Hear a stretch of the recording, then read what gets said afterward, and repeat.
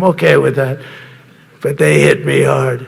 But it is, I mean, when you look at, we've taken in, but together with many of you in the room, we've brought back the fundamental principle that defending the homeland is the military's first and most important priority. That's what it is. Only in recent decades did politicians somehow come to believe that our job is to police the far reaches of Kenya and Somalia, while America is under invasion from within. We're under invasion from within.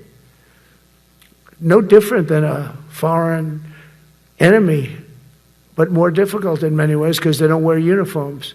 At least when they're wearing a uniform, you can take them out. These people don't have uniforms.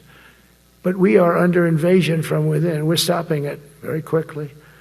After spending trillions of dollars defending the borders of foreign countries, with your help, we're defending the borders of our country from now on.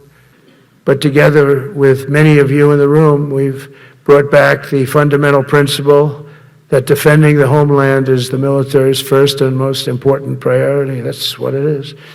But we're running it based on common sense and based on love of our country. But together with many of you in the room, we've brought back the fundamental principle that defending the homeland is the military's first and most important priority. That's what it is. But we're running it based on common sense and based on love of our country. But I want to salute every service member who has helped us carry out this critical mission. It's really a very important mission. And I told Pete, we should use some of these dangerous cities as training grounds for our military, National Guard, but military. Because we're going into Chicago very soon. That's a big city with an incompetent governor, stupid governor, stupid. We have many cities in great shape too, by the way. I want you to know that. But it seems that the ones that are run by the radical left Democrats, what they've done to San Francisco, Chicago, New York, Los Angeles, they're very unsafe places, and we're going to straighten them out one by one. And this is going to be a major part for some of the people in this room. That's a war too. It's a war from within. Portland, Oregon, where it looks like a war zone. And I get a call from the liberal governor, "Sir, please don't come in. We don't need you." I said, well, unless they're playing false tapes, this looked like World War II. Your place is burning down. I mean, you must be kidding. "Sir, we have it under control." I said, "You don't have it under control, Governor, but I'll check it, and I'll call you back." I called her back. I said, this place is a nightmare. And now we're treating them fairly, but the money coming in is, we've never seen anything like it. The other day they had $31 billion that they found, $31 billion. So we found $31 billion and we're not sure from where it came. We're investing tens of billions of dollars in modernizing our nuclear deterrence capabilities like never before. And we've begun construction on what we call the Golden Dome missile defense shield. It'll be the most sophisticated in the world. You watched it do well until they had some problems at the end with a little bit of a lack of ammunition, defensive ammunition, but they've got that taken care of.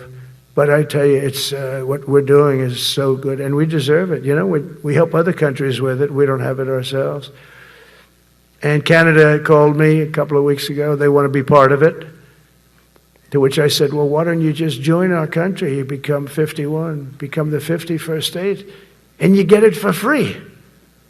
So I don't know if that made a big impact, but it does make a lot of sense. It actually makes, because they're having a hard time up there in Canada. And it's to fully embrace the identity of the Department of War. I love the name. I think it's so great. I think it stops wars. Now we are discovering American muscle, reasserting American might, and beginning the next story chapter in American military legends and lore. That's L-O-R-E.